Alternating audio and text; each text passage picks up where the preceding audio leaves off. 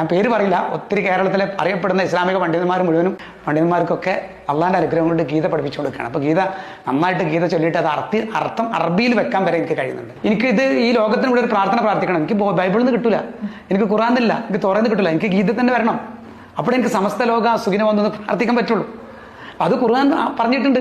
മുൻ വേദങ്ങളെ സത്യപ്പെടുത്തിയോണ്ട് ഇത് വന്ന് പറയുമ്പോൾ മുൻ വേദങ്ങൾ നമ്മൾ എടുത്ത് നോക്കിയാൽ മതി.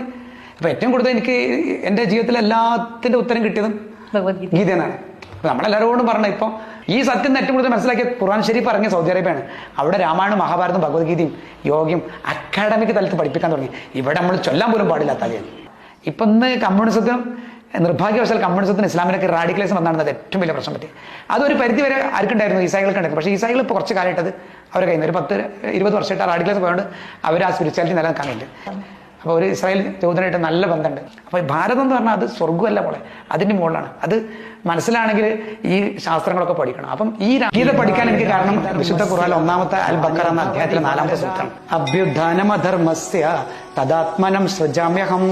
ഇപ്പൊ മുസ്ലിമായ അബ്ദുൾ റഹ്മാൻ ഭഗവത്ഗീത ചൊല്ലുന്നു എന്ന് പറയുന്നത്, എനിക്കിത് ഈ ലോകത്തിന് കൂടെ ഒരു പ്രാർത്ഥന പ്രാർത്ഥിക്കണം. എനിക്ക് ബൈബിളിൽ നിന്ന് കിട്ടൂല, എനിക്ക് ഖുറാനില്ല, എനിക്ക് തോറന്ന് കിട്ടില്ല, എനിക്ക് ഗീത തന്നെ വരണം. അപ്പോൾ എനിക്ക് സമസ്ത ലോക സുഖിനെ വന്നെന്ന് പ്രാർത്ഥിക്കാൻ പറ്റുള്ളൂ. ഖുറാൻ ദൈവികമാണെന്ന് വിശ്വസിക്കണം. ഖുറാൻ മുമ്പിൽ എല്ലാ ഗ്രന്ഥങ്ങളും ഈശ്വരമാണെന്ന് വിശ്വസിക്കണം. അത് രാമായണം, മഹാഭാരതം, ഭഗവത്ഗീതയും ബൈബിളും തുറക്കാൻ വിശ്വസിക്കണം. ലോകത്തിൽ നമുക്ക് നഷ്ടപ്പെടാത്ത ഒന്നുള്ളൂ, അത് സാക്ഷാൽ ഭഗവാനാണ്. സത്യം ഒന്നുള്ളൂ, അതിന് വിശേഷ പ്രജ്ഞ ജ്ഞാനമുള്ളവർ പലതായി കാണാന്നുള്ളൂ. എൻ്റെ ജീവിതത്തിൽ എല്ലാത്തിൻ്റെ ഉത്തരം കിട്ടിയതും ഗീത എന്നാണ്. അനന്യശ്ചിന്തയന്തോ മാം ഹേ ജനപര്യുപാസതേ. ആകാശത്തുനിന്ന് പെയ്യുന്ന മഴപ്പുള്ളികൾ വ്യത്യസ്ത വഴി കൂടെ വന്ന് ഏകമാകുന്ന സമുദ്രത്തിൽ ഒരുമിക്കുന്നത് പോലെ ഏത് വഴി കൂടെ പോലെ അവിടെ എത്തും. ഖുർആൻ ഷരീഫ് ഇറങ്ങിയ സൗദി അറേബ്യയാണ്. അവിടെ രാമായണം, മഹാഭാരതം, ഭഗവത്ഗീതയും യോഗയും അക്കാഡമിക് തലത്തിൽ പഠിപ്പിക്കാൻ തുടങ്ങി. ഇവിടെ നമ്മൾ ചൊല്ലാൻ പോലും പാടില്ലാത്ത കാര്യം. നിർഭാഗ്യവശാൽ കമ്മ്യൂണിസത്തിന് ഇസ്ലാമിലേക്ക് റാഡിക്കലൈസം വന്നാണ് ഏറ്റവും വലിയ പ്രശ്നം പറ്റി. സുബ്ഹാനല്ലാഹ്, അവളൊക്കെ എത്ര ഭാഗ്യവാന്മാരാണ്. ഈ മണ്ണിൽ ജനിച്ചത് ചില്ലറ ഭാഗ്യല്ല. പൂന്താനത്തിന് ജ്ഞാനപ്പാനൊക്കെ ഒന്ന് പഠിക്കണം. ഇവിടെ ജനിക്കുക എന്ന് പറഞ്ഞാൽ ഈ ഭാരതത്തിൽ പുല്ലായി ജനിച്ചാൽ പോലും മോക്ഷം കിട്ടുന്ന. യഥാ യഥാ ഹി ധർമ്മസ്യ ഗ്ലാനിർഭവതി ഭാരത അഭ്യുത്ഥാനമധർമ്മസ്യ തദാത്മനം സൃജാമ്യഹം പരിത്രാണായ സാധൂനാം വിനാശായ ച ദുഷ്കൃതാം ധർമ്മ സംസ്ഥാപനാർത്ഥായ സംഭവാമി യുഗേ യുഗേ. പക്ഷെ ഞാൻ ഈ ശ്ലോകം ചെല്ലുമ്പോൾ അതിൽ ക്ഷമ ചോദിക്കുകയാണ്. അതായത് ഞാനൊരു ഓർത്തഡോക്സ് ആയിട്ടുള്ളൊരു മുസ്ലിമാണ്, അറിയല്ലോ. അപ്പോൾ നമ്മളെ ആ മുസ്ലിമായി ജനിച്ച് അതുപോലെ 5 നേരം നിസ്കരിച്ച് മുമ്പ് ഒരു ജീവിക്കണം. എൻ്റെ ഉള്ളിലൂടെ ഈ സംസ്കൃത ഭാഷകൾ വരുമ്പോൾ അതിൻ്റെതായിട്ടുള്ള ചില ഫോർമാലിറ്റീസ് കുറവുണ്ടാവും, സ്ഫുടതയൊക്കെ കുറവുണ്ടാവും. അത് നിങ്ങൾ ക്ഷമിക്കണം. പക്ഷെ എന്താണ് ഭഗവത്ഗീത പഠിക്കാൻ തീരുമാനിച്ചത്? എന്തുകൊണ്ടാണ്? ഭഗവത്ഗീത മാത്രമല്ല കുട്ടി, ഞാൻ ഒരു പക്ഷേ ഇന്ന് ഭാരതത്തിൽ ജൂതന്മാരെ തോറ അറിയുന്ന ഒരാൾ നമ്മളെ ഉള്ളൂ അറിയുന്നവരൊക്കെ പറയുന്നത്. തോറ പഠിച്ചാണ്, ബൈബിൾ 1.5 കൊല്ലം പഠിച്ചാണ്, ഈ സൂഫി ഗ്രന്ഥങ്ങൾ പഠിച്ചാണ്. പക്ഷേ എനിക്ക് ഗീതയാണ് ഏറ്റവും കൂടുതൽ എൻ്റെ ജീവിതത്തിൽ ഇൻസ്പിറേഷൻ ആക്കി. ഗീത പഠിക്കാൻ എനിക്ക് കാരണം ഖുറാനിലെ വിശുദ്ധ ഖുറാനിലെ 1-ാമത്തെ അൽ ബഖറ എന്ന അധ്യായത്തിലെ 4-ാമത്തെ സൂക്തമാണ്. ആ സൂക്തം കേൾക്കണം. വല്ലദീന യുഅ്മിനൂന ബിമാ ഉൻസില ഇലൈക വമാ ഉൻസില മിൻ ഖബലിക വബിൽ-ആഖിറതി ഹും യൂഖിനൂൻ. ഈ ഗ്രന്ഥത്തിൽ വിശ്വസിക്കും. ഏത് ഗ്രന്ഥം? ഈ ഖുർആൻ എന്ന ഗ്രന്ഥത്തിൽ നമ്മോട് വിശ്വസിക്കാനും ഇതിനു മുമ്പ് ഭൂമിക്ക് ഇറങ്ങിയ എല്ലാ ഗ്രന്ഥങ്ങളും എൻ്റെതാണെന്ന ബോധം ഉണ്ടാവുകയും. ആരത്? സാക്ഷാൽ ദൈവത്തിൻ്റെ ആണെന്ന ബോധം ഉണ്ടാവുകയും. നിങ്ങൾ ആത്മാവിന് നാശമില്ല എന്ന ബോധം ആർക്കുണ്ടോ അവരാണ് യൂക്കിന് മുത്തക്കിങ്ങളെന്നാണ്. മുത്തക്കി എന്ന് പറഞ്ഞാൽ ദിവ്യജ്ഞാനി എന്നാണ്. അപ്പോൾ ദിവ്യജ്ഞാനി ആവണമെങ്കിൽ ഈ കാര്യങ്ങളൊക്കെ ഖുർആൻ ദൈവികമാണെന്ന് വിശ്വസിക്കണം. ഖുർആൻ മുമ്പിൽ എല്ലാ ഗ്രന്ഥങ്ങളും ഈശ്വരമാണെന്ന് വിശ്വസിക്കണം. അത് രാമായണം, മഹാഭാരതം, ഭഗവത്ഗീതയും ബൈബിളും തുറക്കാൻ വിശ്വസിക്കണം.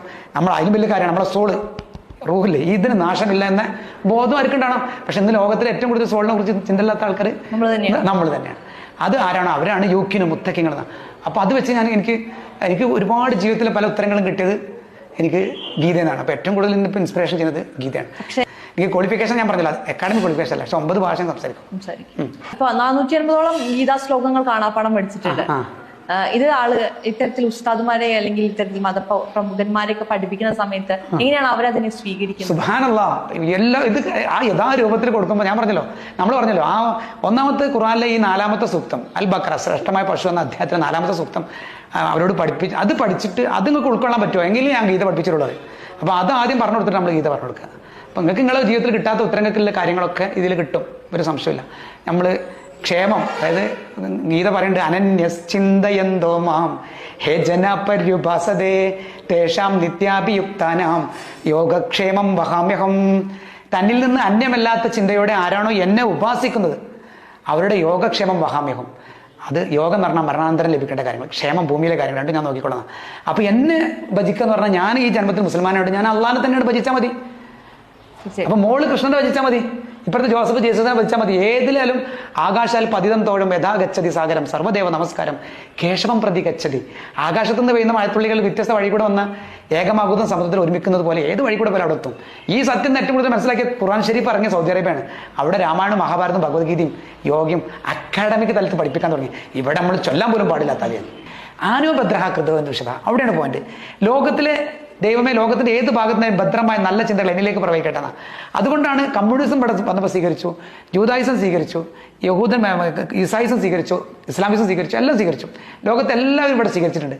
അതെല്ലാം റാഡിക്കൽ അല്ലാത്തടത്തോളം കാലം അതൊക്കെ നല്ലതാണ്. ഇപ്പം ഇന്ന് കമ്മ്യൂണിസത്തിനും നിർഭാഗ്യവശാൽ കമ്മ്യൂണിസത്തിന് ഇസ്ലാമിലേക്ക് റാഡിക്കലിസം വന്നാണ് ഏറ്റവും വലിയ പ്രശ്നം പറ്റി. അതൊരു പരിധി വരെ ആർക്കുണ്ടായിരുന്നു, ഈസായികൾക്ക് ഉണ്ടായിരുന്നു. പക്ഷേ ഈസായികൾ ഇപ്പോൾ കുറച്ച് കാലമായിട്ടത് അവരെ കയ്യിൽ ഒരു 10-20 വർഷമായിട്ട് റാഡിക്കലിസം പോയതുകൊണ്ട് അവർ ആ സ്പിരിച്വാലിറ്റി നിലനിൽക്കാൻ വേണ്ടി. ഈ കമ്മ്യൂണിസത്തിനും ഇസ്ലാമിസത്തിനും റാഡിക്കലിസം വല്ലാതെ പിടിപെട്ടിരിക്കുകയാണ്. അതാണ് അതിൻ്റെ. അത് പോയി കഴിഞ്ഞാൽ അത് 100% പ്യൂരിറ്റിയാണ്. അതുകൊണ്ടാണ് ഭാരതത്തിലേക്ക് വന്നത്. നല്ലതല്ലാത്തൊന്നും ഭാരതത്തിൽ സ്വീകരിക്കണം. മോളെ 650 കൊല്ലം മുഗളന്മാർ ഇവിടുന്ന് പോയില്ലേ, 200 ബ്രിട്ടീഷുകാർ പോയില്ലേ, മുഗന്മാർ ഷോളന്മാർ ഒക്കെ പോയില്ലേ. നല്ലത് മാത്രമേ ഇവിടെ നിലനിന്നിട്ടുള്ളൂ. അതാണ് ഈ നാടിൻ്റെ പ്രത്യേകത. ഇത് ഭാരതം എന്ന് പറഞ്ഞാൽ ഭായിൽ ലഭിക്കുന്ന നാടെന്നാണ്, അറിവിൽ ലഭിക്കുന്ന നാടാണ്. ഭാവരാഗ താള ലയം കൂടിയ നാടത്. ഇത് ചില്ലറ നാടല്ല. അപ്പോൾ ഈ പൂന്താനത്തിന് ജ്ഞാനപ്പാനൊക്കെ ഒന്ന് പഠിക്കണം. ഇവിടെ ജനിക്കുക എന്ന് പറഞ്ഞാൽ ഈ ഭാരതത്തിൽ പുല്ലായി ജനിച്ചാൽ പോലും മോക്ഷം കിട്ടുന്ന അത് എങ്ങനെയാണെന്നില്ല, ആ ജ്ഞാനപ്പാനൊക്കെ ഒന്ന് പഠിക്കണം. ജ്ഞാനപ്പാന ഫുള്ള് വൈകാട്ടെങ്കിൽ അത് പഠിക്കുമ്പോൾ നമ്മളൊക്കെ അനുഭവിക്കുന്ന സുബ്ഹാനല്ലാഹ്, നമ്മളൊക്കെ എത്ര ഭാഗ്യവാന്മാരറിയും. ഈ മണ്ണിൽ ജനിച്ചത് ചില്ലറ ഭാഗ്യമല്ല. അപ്പോൾ ഞാൻ ഏറ്റവും കൂടുതൽ എൻ്റെ റബ്ബിനോട് അള്ളാഹ്ക്ക് ശുക്രല്ലല് എനിക്ക് ഈ ഭാരതത്തിൽ ജന്മം കിട്ടിയല്ലോ. ചില ആൾക്കാരെന്നോട് ചോദിക്കണ്ടേ, അപ്പോൾ അടുത്ത ജന്മം എന്തെങ്കിലും എന്താണ്, അടുത്ത എനിക്ക് സ്വർഗ്ഗത്ത് പോകാൻ പോലും താല്പര്യമില്ല. എൻ്റെ അള്ളാഹ്ക്ക് എന്നോട് ഒന്നും കൂടി പ്രിയുണ്ടെങ്കിൽ എനിക്ക് ഈ ഭാരതത്തിൽ എന്തൊരു മനുഷ്യനായി തന്നാൽ മതി. ഇനി മനുഷ്യനായി തല്ലെങ്കിൽ ഒരു പുൽച്ചാടിയായിട്ട് പോലും ഭാരതത്തിൽ കിട്ടിയാൽ മതി. പക്ഷേ രാജാവായിട്ട് പോലും ഭാരതത്തിന് പുറത്ത് വേണ്ടെന്ന് ഞാൻ പറയും. ഞാൻ അള്ളാഹിനോട് അത് മാത്രം ആവശ്യം, സ്വർഗ്ഗം പോലും എനിക്ക് വേണ്ടെന്നാണ് പറഞ്ഞു. കാരണം നിൽക്കണേ സ്വർഗ്ഗത്തിലാണേ. ഈ ജന്മം മുഴുവൻ 55 വയസ്സിലെ സ്വർഗ്ഗത്ത് ജീവിച്ച് ഇനി ആൾ പോയി സ്വർഗ്ഗത്ത് പോകണോ? വേണ്ട. അപ്പോൾ ഭാരതം എന്ന് പറഞ്ഞാൽ അത് സ്വർഗ്ഗമല്ല പോലെ, അതിൻ്റെ മുകളിലാണ്. അത് മനസ്സിലാണെങ്കിൽ ഈ ശാസ്ത്രങ്ങളൊക്കെ പഠിക്കണം. അപ്പം ഈ മനുഷ്യനാം സഹസ്രേഷു കശ്ചിത്യത്തതി സിദ്ധയേ ഏതതാമപി സിദ്ധാനാം കശ്ചിമാം വേത്തി തത്വതഃ. ആയിരങ്ങളിൽ ഒരുവനെ എന്നെ മനസ്സിലാക്കാനുള്ള സിദ്ധിക്ക് വേണ്ടി പ്രയത്നിക്കുന്നുള്ളൂ. 1000 ആളെ കൂടുതൽ സാക്ഷാൽ ഭഗവാനെ, അള്ളാഹുവിനെ, കർത്താവിനെ മനസ്സിലാക്കാനുള്ള സിദ്ധിക്ക് വേണ്ടി, മോചനത്തിന് വേണ്ടി പ്രയത്നിക്കുന്നുള്ളൂ. അങ്ങനെ പ്രയത്നിക്കുന്ന ആയിരങ്ങളിൽ ഒരുവനെ ആ സിദ്ധി കൈവരുന്നുള്ളൂ. ഏത് സിദ്ധി? സാക്ഷാൽ ഭഗവാനെ, അള്ളാഹുവിനെ മനസ്സിലാക്കാനുള്ള സിദ്ധി, മോചനത്ത് കൈവരുന്നുള്ളൂ. അപ്പോൾ എത്രയായി? 1000 × 1000 10 ലക്ഷം. 10 ലക്ഷത്തിലൊരാൾക്ക് ഭൂമിയിൽ സാക്ഷാൽ ഭഗവാനെ, അവനെ വിശ്വസിക്കുന്ന ദൈവത്തെ ഏതായിക്കോട്ടെ, മോളെ ഭാഷ പറഞ്ഞാൽ ഭഗവാൻ കൃഷ്ണനായിക്കോട്ടെ, മനസ്സിലാക്കാൻ സിദ്ധി 10 ലക്ഷത്തിൽ. അങ്ങനെ സിദ്ധി കൈവന്ന ആയിരങ്ങളിൽ ഒരുവനെ എന്നെ തന്നെ ലഭിക്കുന്നുള്ളൂ.